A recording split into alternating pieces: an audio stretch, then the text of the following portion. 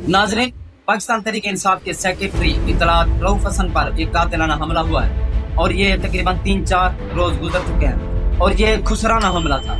इसको अगर आप एटमी हमले से तशबीह दें तो ये गलत ना होगा। इसको देखते हुए एक वाकया याद आ गया है, मैं समझता हूँ कि वो आपके गोश गुजार करना चाहिए। एक मुल्क में जंग छिड़ गई तो वो जंग तूल पकड़ गई। वहाँ का जो सिपा सालार था उसको महसूस हुआ कि अब घर घर जाकर नौजवानों को बाहर निकालना चाहिए और कम अज़ कम उनको इतनी ट्रेनिंग दी जाए, उनके हाथ में असला थमाया जाए कि वे कम अज़ कम वो अपना सेल्फ डिफेंस तो कर सकें। घर घर जाते जाते वो एक मरासी के घर पहुँच गए। वहाँ दरवाज़ा नॉक किया, खटखटाया।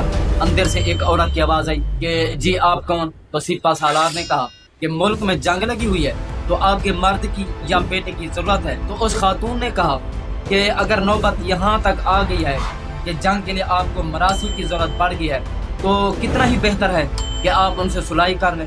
तो नाज़रीन, यही चीज़ अब जो है ना समझ आ रही है कि अगर आपको खुसरों की ज़रूरत पड़ चुकी है या खुसरों का रूप धरने की ज़रूरत पड़ चुकी है तो बेहतर है कि आप उनसे सुलह कर लें, या फिर हम ये समझें कि आप जंग हार चुके हैं।